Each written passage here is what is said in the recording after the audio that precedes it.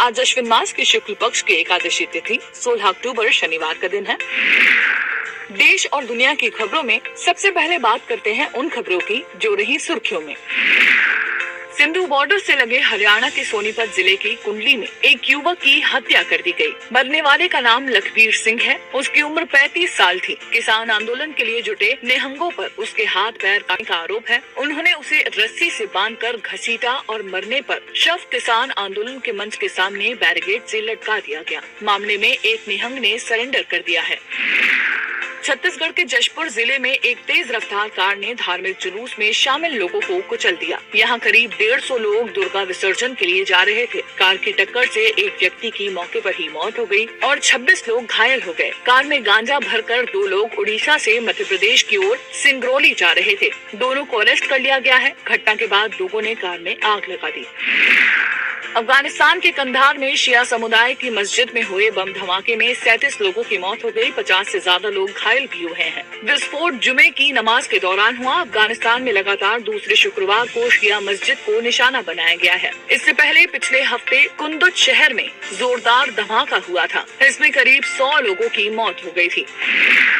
भारत 116 देशों के global hunger index 2021 में 101वें नंबर पर खिसक गया है। पिछले साल 2020 में भारत 107 देशों में 94 नंबर पर था। भारत अपने पड़ोसी देश पाकिस्तान, बांग्लादेश और नेपाल से भी पीछे है। रिपोर्ट में कहा गया है कि भारत में लोग कोविड-19 और इसके चलते लगाई गई पाबंदियों से प्रभावित हुए हैं। रिपोर्ट में भारत ने भुखमरी के स्तर को चिंताजनक बताया गया है।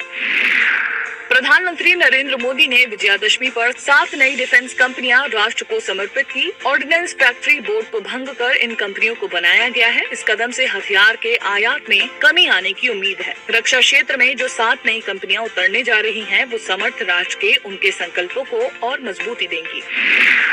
ये तो थी प्रमुख खबरें। अब फटाफट कुछ हेडलाइंस भी सुन लीजिए।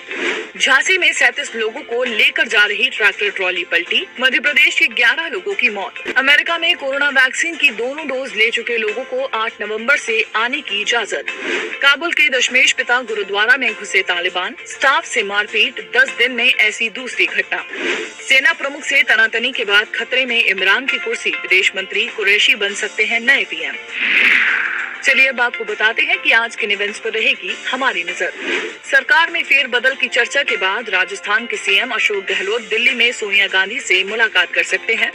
दिल्ली में कांग्रेस वर्किंग कमेटी की बैठक होगी। इसमें पार्टी में चल रहे मतभेदों और नए अध्यक्ष के बारे में मंथन होगा।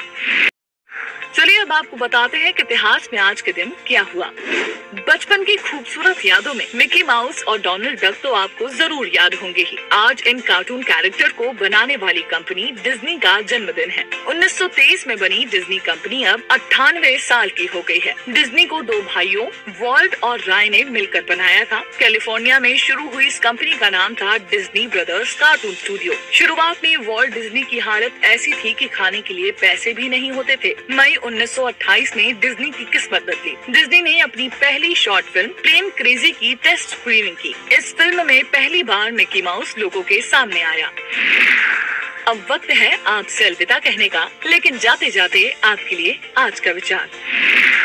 अमेरिकन आर्ट डायरेक्टर सैली बर्गर ने कहा है, जिंदगी में दूसरों से आगे निकलने का एक ही सीक्रेट है, आप बिना इंतजार करे अपना काम शुरू कर दें। आज के पॉडकास्ट में इतना ही। मुझे दीजिए इजाजत। कल फिर मिलेंगे। अपना ख्याल रखें।